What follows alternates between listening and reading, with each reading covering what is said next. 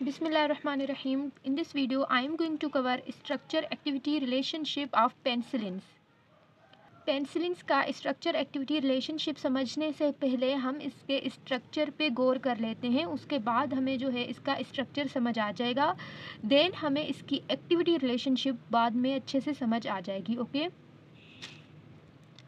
Penicillins के structure में तीन इम्पोर्टेंट पार्ट्स होते हैं। एक होती है एसाइल साइड चेन, दूसरी बीटा लैक्टम रिंग और थायाजोलिडीन रिंग अवेलेबल होती है। ठीक है, अब ये वाली जो रिंग है ना, इस रिंग को हम थायाजोलिडीन रिंग कहते हैं क्योंकि इसमें ये सल्फर एटम प्रेजेंट है। ठीक है, उसके बाद ये 4 मेंबर हमारे पास बीटा लैक्टम रिंग होती है। Then we have amino acyl side chain, ये पूरी साइड चेन हमारे पास आ जाती है। ये जो पूरा स्ट्रक्चर है पेनिसिलिन्स का, ये सारी जो पेनिसिलिन्स हमारे पास आएंगी ना, जो भी पेनिसिलिन्स के एग्जाम्पल सारे आएंगे, उनमें ये जो मैंने यहाँ पर ये मेंशन किया हुआ है ना, ये पोर्शन, ये सब में सेम ही रहेगा। Beta lactam ring and thiazolidine ring, ये दोनों रिंग्स जो है ना ये अवेलेबल होंगी सब में। ठीक है, और ये वाला पोर्शन भी अवेलेबल होगा, but all penicillins are different from each other because of this acyl side chain. ये वाली जो साइड चेन होती है ना, ये हर किसी में डिफरेंट होती है। ओके, तो यहाँ पर आज हम इसको 3 कैटेगरीज में इसका स्ट्रक्चर एक्टिविटी रिलेशनशिप देखेंगे। सबसे पहले थायाजोलिडीन रिंग का देखेंगे, देन बीटा लैक्टम रिंग का देखेंगे और एसाइल साइड चेन का देखेंगे। जैसे हम नंबरिंग स्टार्ट करते हैं पेनिसिलिन्स की, तो इस सल्फर एटम से हम नंबरिंग स्टार्ट करते हैं 1 2 3 4 5 6 एंड 7। अब यहाँ पर हम पेनिसिलिन्स को जो है ना यहाँ से इसको 6 अमाइनो पेनिसिलिन्स बोलते हैं। ठीक है, वो हम इसलिए बोलते हैं क्योंकि ये अमाइनो ग्रुप जो है ना ये 6 पोजीशन पे अवेलेबल होता है। इन केस ऑफ सेफालोस्पोरेंस ये अमाइनो ग्रुप जो है ना वो 7 पोजीशन पे अवेलेबल होता है। तो ये इसकी जो है ना स्टैंडर्ड नंबरिंग है। ऑलवेज हम यहाँ सल्फर एटम से स्टार्ट करेंगे, या तो हम इस नाइट्रोजन से भी स्टार्ट कर सकते हैं, but our ultimate goal is that कि यहाँ ये जो ये वाला कार्बन जो है ना यहाँ पर 6 नंबर आए, उसके बाद ये यहाँ इस पे अमाइनो ग्रुप लगे। ओके, तो ये जो सल्फ़र एटम है ना, इसको हमें ऐसे ही रखना होता है। अगर हम इस सल्फ़र एटम को की ऑक्सीडेशन करें तो ये कन्वर्ट हो जाएगा सल्फोन में, या तो ये कन्वर्ट हो जाता है सल्फोक्साइड में। अगर ये सल्फोन या सल्फोक्साइड में कन्वर्ट हो जाता है तो इसकी एक्टिविटी जो है ना वो डिक्रीज़ हो जाती है।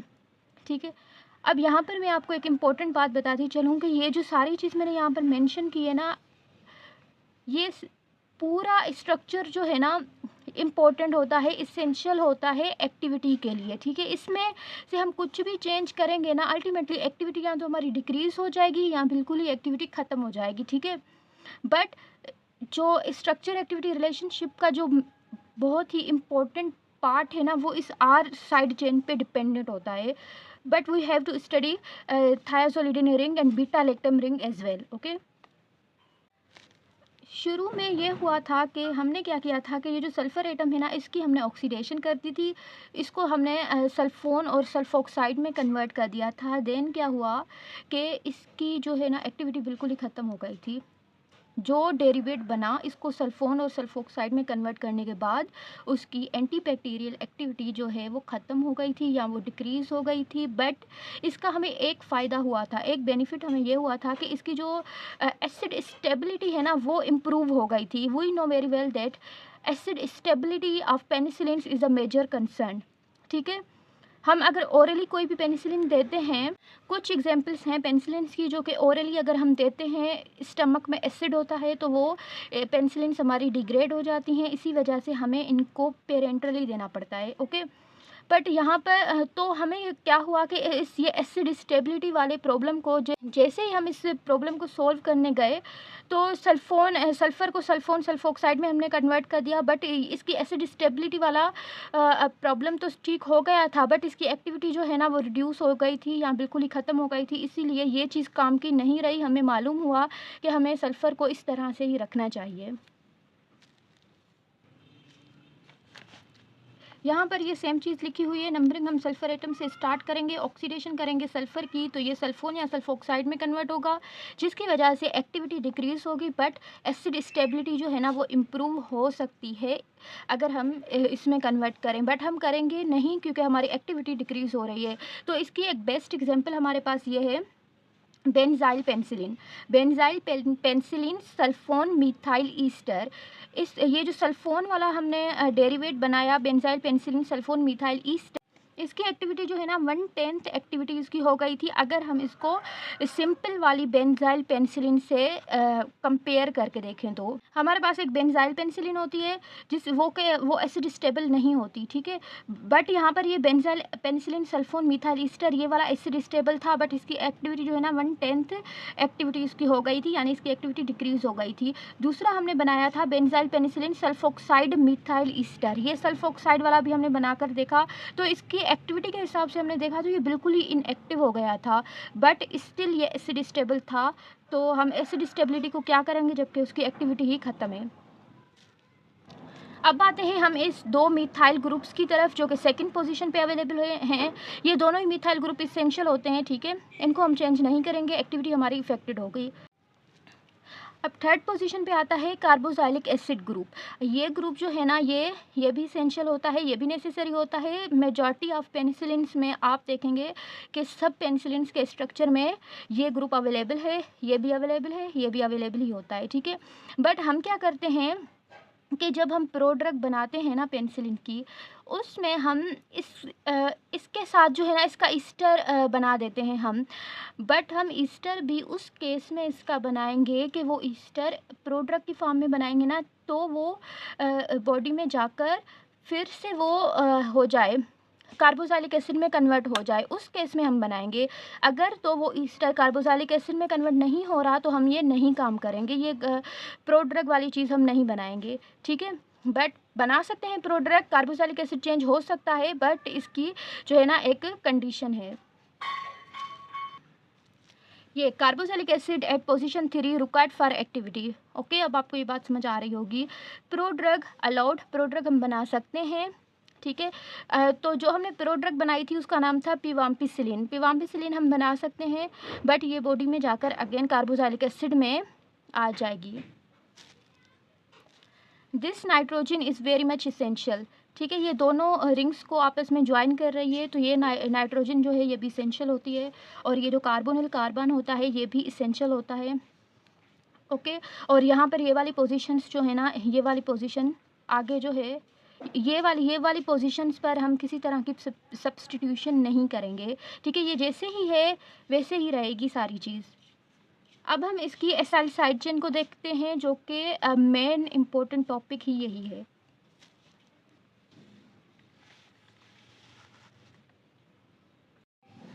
R group of acyl side chain, ये जो हाइलाइटेड पोर्शन है ये तकरीबन सभी पेनिसिलिन्स में अवेलेबल होता है, ये सब में जो है वो इसेंशियल के तौर पे ही माना जाता है, ठीक है। अब यहाँ पर हमने ये जो आर वाली जगह पर हमने यहाँ पर अटैच कर दिया ये ग्रुप, ठीक है। ये बेंजाइल पेनिसिलिन हमारे पास बन गई। जब हमने इसमें ये बेंजाइल ग्रुप अटैच किया, अब ये बन गई फिनाइल मिथाइल ग्रुप, ये यहाँ पर आ गया। अब पेनिसिलिन जी के बारे में ये बात कही जाती है कि पेनिसिलिन जी हम ऑलवेज पेरेंटली देते हैं, हम इसको कभी भी ओरली नहीं देते। ओरली हम इसको क्यों नहीं देते, क्योंकि अगर हमने इसको ओरली दे दिया तो स्टमक में जाकर ये डिग्रेड हो जाती है। स्टमक में जाकर ये डिग्रेड इसलिए होती है क्योंकि वहाँ पर एसिड अवेलेबल होता है, और वो एसिड जो है इस बीटा लैक्टम रिंग को जो है वो डिग्रेड कर देता है। इंपॉर्टेंट पार्ट एंटीबैक्टीरियल एक्टिविटी जो है ना ये बीटा लैक्टम रिंग से रिलेटेड होती है। तो जब हमने बेंजाइल पेनिसिलिन बनाई तो इसके साथ भी यही मतलब इशू था, इसीलिए हम बेंजाइल पेनिसिलिन को ऑलवेज जो है वो पेरेंटली देते हैं। अब इसके पीछे कहानी ये है कि जो ये बेंजाइल पेनिसिलिन है ना, यहाँ इसका जो यहाँ पर जो है ना ये ऑक्सीजन है, ठीक है। ये जो कार्बोनिल कार्बन वाली जो ऑक्सीजन है इस पे अवेलेबल होते हैं अनपेयर्ड इलेक्ट्रॉन्स, ठीक है। और वो अनपेयर्ड इलेक्ट्रॉन्स एसिड की प्रेजेंस में, एसिडिक इन्वायरमेंट में क्या करते हैं, वो अनपेयर्ड इलेक्ट्रॉन्स अटैक करते हैं इस बीटा लैक्टम रिंग को। ठीक है, जब ये अनपेयर्ड इलेक्ट्रॉन इस बीटा लैक्टम रिंग को यहाँ से इस ऑक्सीजन के इलेक्ट्रॉन या इस पे अटैक करेंगे तो इसकी वजह से क्या होगा, ये बीटा लैक्टम रिंग जो है ना ये ब्रेक हो जाता हो सकती है, ये ब्रेक हो जाती है एसिड की प्रोटॉन प्रेजेंस में, प्रोटॉन्स की प्रेजेंस में। ठीक है, तो इसके पास यहाँ पर जो है ना इलेक्ट्रॉन डेंसिटी काफ़ी ज़्यादा होती है। अब हम चाहते हैं, हमारा गोल ये होता है कि हम कुछ भी करके इस ऑक्सीजन से इलेक्ट्रॉन डेंसिटी कम करें। यहाँ पर हम कोई ऐसी चीज़ लगाएं, कोई ऐसा कंपाउंड लगाएं जो कि इससे इलेक्ट्रॉन जो है ना यहाँ से विदड्रॉ करे। बेंजाइल पेनिसिलिन के केस में हमने देखा कि यहाँ पर हमने ग्रुप ही ऐसा लगाया है जो कि यहाँ से इलेक्ट्रॉन विदड्रॉ कर ही नहीं रहा। तो हमने क्या किया, पेनिसिलिन वी बनाई, और वो पेनिसिलिन वी जो है ना वो इलेक्ट्रॉन विदड्रॉ करने की कैपेसिटी रख रही है। ये स्ट्रक्चर है पेनिसिलिन वी का, जिसको हम कहते हैं फिनोक्सी मिथाइल पेनिसिलिन। इसको हम कहते हैं this is phenoxy methyl penicillin. ठीक है, अब यहाँ पर होता क्या है कि ये जो ऑक्सीजन है ना, ये इस ऑक्सीजन की इस तरह की नेचर है कि ये यहाँ से इलेक्ट्रॉन जो है ना विदड्रॉ करेगा। ठीक है, ये ऑक्सीजन यहाँ से इलेक्ट्रॉन विदड्रॉ करने की कैपेसिटी रखता है। यहाँ इस ऑक्सीजन से इलेक्ट्रॉन, इस कार्बोनिल कार्बन वाले ऑक्सीजन से इलेक्ट्रॉन विदड्रॉ होते जाएंगे, इसके पास जाएंगे, इसके पास आ जाएंगे, फिर ये ऑक्सीजन जो है ना यही सेम इलेक्ट्रॉन से इस बेंजीन रिंग को जो है ना वो डोनेट कर देगा। ठीक है, इसी तरह से होगा क्या, यहाँ पर इलेक्ट्रॉन डेंसिटी कम हो जाएगी, और अगर यहाँ पर इलेक्ट्रॉन डेंसिटी कम होगी तो यहाँ पर इलेक्ट्रॉन ही नहीं होंगे जो कि हमारी इस बीटा लैक्टम रिंग पे जाकर अटैक करें। तो क्या होगा, जब एसिड अवेलेबल होगा स्टमक में, पेनिसिलिन वी हमारी जाएगी, यहाँ पर इलेक्ट्रॉन होंगे ही नहीं, एसिडिक इन्वायरमेंट इस बीटा लैक्टम रिंग को इफेक्ट नहीं करेगा। That's why penicillin V is orally active, acid stable, but penicillin G is not orally stable.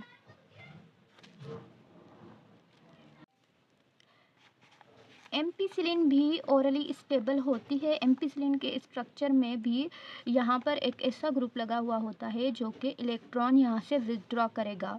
ठीक है,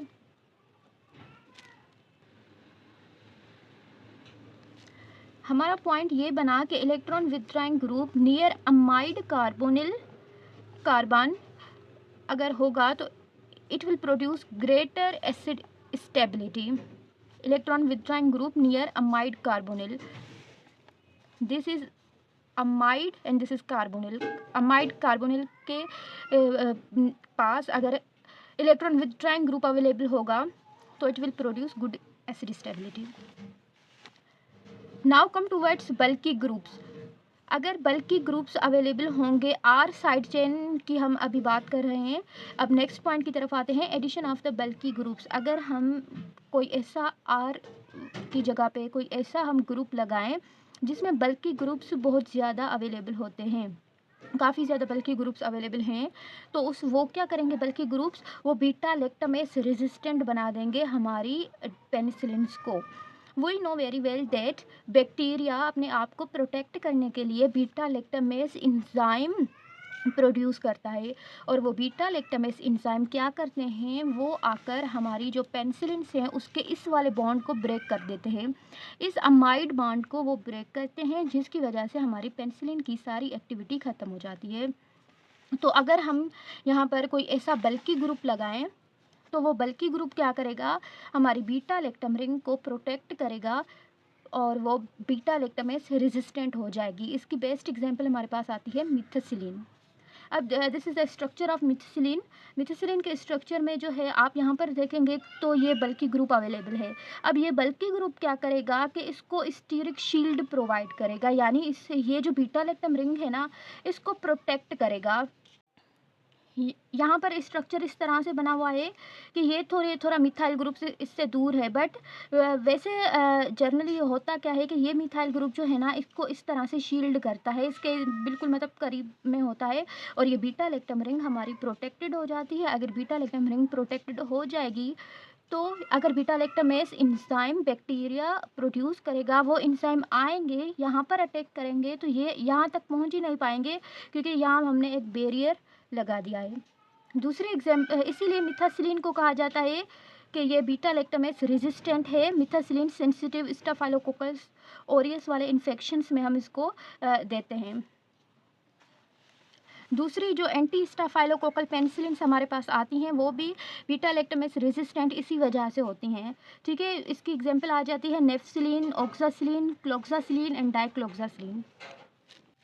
now come towards next point. अगर आर साइड चेन पर हम कोई ऐसी हम कोई ऐसा ग्रुप लगाएं जिसमें पोलर ग्रुप्स बहुत ज़्यादा हों या पोलर ग्रुप्स अवेलेबल हों, तो it will help our penicillins to easily pass through gram negative bacteria. Why? We know very well that gram negative bacteria की जो मेम्ब्रेन है वो उसमें पेप्टाइडोग्लाइकन कम होता है, बट उसके आउटर मेम्ब्रेन जो है ना वो लिपिड की बनी हुई होती है, लिपिडिक उस पर कोर होता है। अब वो लिपिड इन नेचर होने की वजह से हमारी जो पेनिसिलिन्स है ना उसको क्रॉस नहीं कर पाती, बट उस लिपिड वाली मेम्ब्रेन में जो है ना वो पोरेंस होते हैं, तो वो लिपिड मेम्ब्रेन पर जो पोरेंस चैनल लगे हुए होते हैं वो हाइड्रोफिलिक इन नेचर होते हैं। उनके हाइड्रोफिलिक होने की वजह से हम कोई आर ग्रुप ऐसा लगाएंगे जिसमें पोलर ग्रुप्स अवेलेबल हों। अगर पोलर ग्रुप अवेलेबल होंगे तो वो इजीली उन हाइड्रोफिलिक पोरेंस से पास आउट हो जाएंगे और ग्राम नेगेटिव बैक्टीरिया पे जो लिपिड वाली जो मेम्ब्रेन होती है उसका इश्यू जो है ना वो सोल्व हो जाएगा। इसकी बेस्ट एग्जांपल हमारे पास आती है एम्पिसिलिन एंड एमॉक्सिसिलिन। इन दोनों के स्ट्रक्चर में पोलर ग्रुप्स अवेलेबल होते हैं। ठीक है, इसीलिए एम्पिसिलिन और एमॉक्सिसिलिन जो है ये सेमी सिंथेटिक पेनिसिलिन्स जो हैं ये दोनों एक्सटेंडेड स्पेक्ट्रम पेनिसिलिन्स में आती हैं। एक्सटेंडेड स्पेक्ट्रम का मतलब कि ये ग्राम नेगेटिव कवरेज इनका अच्छा होता है as compare to natural penicillins that are penicillin V और पेनिसिलिन जी। उनके कंपैरिजन में ग्राम नेगेटिव कवरेज इनका अच्छा होता है। एम्पिसिलिन का ये स्ट्रक्चर है और इस स्ट्रक्चर में जो है ना ये पोलर ग्रुप अवेलेबल होता है, इसलिए इसकी ग्राम नेगेटिव कवरेज इसका अच्छा होता है। ये एम्पिसिलिन का स्ट्रक्चर है, इसमें अमाइनो ग्रुप अवेलेबल है, पोलर है, इसीलिए ग्राम नेगेटिव कवरेज इसका as compare to penicillin G अच्छा होता है। और ये एमॉक्सिसिलिन है, यहाँ पर भी ये अमाइनो ग्रुप अवेलेबल है, इसीलिए ये ग्राम नेगेटिव कवरेज इनका अच्छा होता है as compare to natural penicillins. Amoxicillin और एम्पिसिलिन के स्ट्रक्चर में बस ये डिफरेंस होता है कि एमॉक्सिसिलिन के स्ट्रक्चर में यहाँ पर हाइड्रोक्सियल ग्रुप अवेलेबल होता है। ठीक है, और हम एमॉक्सिसिलिन जो है ना ये एसिड स्टेबल भी होती है। हम इसको जो है फूड की प्रेजेंस में भी वैसे कहा जाता है कि पेनिसिलिन्स जो है ना वो फूड की प्रेजेंस में क्या होता है कि एसिडिक इन्वायरमेंट ज़्यादा जो है ना वो मतलब ज़्यादा हो जाता है, तो पेनिसिलिन्स हम नहीं देते in the presence of food. But amoxicillin is the only one penicillin that we can give in the presence of food. Why? Because इसमें एक एक्स्ट्रा ये ग्रुप अवेलेबल होता है जो कि उसको प्रोटेक्ट करता है डिग्रेड होने से। दूसरी कैटेगरी हमारे पास आती है आर साइड चेन पर। अगर हम आर साइड चेन पर कोई यूरिया लाइक स्ट्रक्चर लगाएं तो हमारे पास जो है ना वो यूरिडो पेनिसिलिन्स बनती हैं। यूरिडो पेनिसिलिन्स की हमारे पास 2-3 एग्जाम्पल होती हैं, पेट्रासिलिन और मेजलोसिलिन। ठीक है, अब इनके स्ट्रक्चर में क्या होता है कि यूरिया लाइक स्ट्रक्चर होता है ये स्ट्रक्चर। ठीक है, यहाँ पर ये कार्बोनिल कार्बन और इस साइड भी ये नाइट्रोजन और इस साइड भी ये अमाइड वाला ग्रुप आ रहा है, तो ये यूरिया लाइक स्ट्रक्चर बन जाता है। और ये जो पेनिसिलिन्स हैं ये एंटी स्यूडोमोनल पेनिसिलिन्स हैं। स्पेसिफिकली इसी कैटेगरी के लिए हम इनको बनाते हैं और ये यूरिडो पेनिसिलिन की कैटेगरी में आती हैं और ये इसका कंप्लीट स्ट्रक्चर है। इसकी एक्टिविटी टूवर्ड्स स्यूडोमोनास एरिजिनोसा बहुत अच्छी होती है। This is last point of structure activity relationship of penicillins, that in the structure of penicillins we have 3 chiral carbons.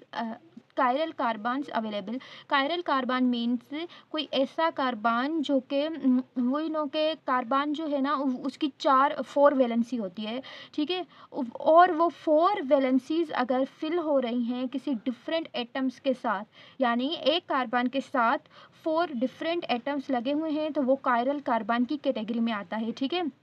तो it's very essential that in the structure of penicillin से there should be 3 chiral carbons, okay. C3 position वाला, C5 position and C6 position, ये तीनों carbons जो है ना वो chiral carbons कहलाते हैं। अगर हमने इन कायरल कार्बन्स की जगह किसी तरह की भी मतलब इनमें हमने चेंजिंग की, इसका स्ट्रक्चर हमने डिस्टर्ब करने की कोशिश की, तो ये कार्बन मतलब कोई भी अगर कोई ऐसा आइटम लगा दिया तो ये कार्बन जो है ना वो कायरल नहीं रहेगा, ठीक है। तो इसकी वजह से क्या होगा कि इसकी एंटीबैक्टीरियल एक्टिविटी लॉस हो सकती है। So our point is that के 3 कायरल कार्बन्स अवेलेबल होने चाहिए। ये 3 कार्बन नंबर 3, ये 5 और ये 6, ये तीनों जो है ना डिफरेंट एटम्स के साथ अटैच्ड हैं। यहाँ ये वाला कार्बन जो है इस साइड नाइट्रोजन से है, इस साइड ये कार्बोक्सिलिक एसिड से है, इस साइड इस वाले कार्बन से है, और यहाँ पर जो है ना ये हाइड्रोजन के साथ अटैच होता है। तो चारों वैलेंसीज जो हैं वो डिफरेंट एटम आ गए चारों साइड। और ये जो 5 वाला कार्बन है यहाँ पर ये इस कार्बन से बॉन्ड इसका बना हुआ है, यहाँ पर इस नाइट्रोजन से बना हुआ है, यहाँ सल्फर से बना हुआ है, दूसरी साइड जो है ना वो हाइड्रोजन से इसका बना हुआ होता है, ओके। और ये कार्बन जो है एक साइड ये अमाइड नाइट्रोजन से ज्वाइन हो रहा है, दूसरी साइड कार्बोनिल कार्बन से, तीसरी साइड जो है ये इस कार्बन से ज्वाइन हो रहा है, और चौथी साइड ये हाइड्रोजन से ज्वाइन हो रहा है। इसी वजह से ये कार्बन जो है ना इसकी चारों वैलेंसीज डिफरेंट एटम्स से ये ज्वाइन है। That's why these are called chiral carbons,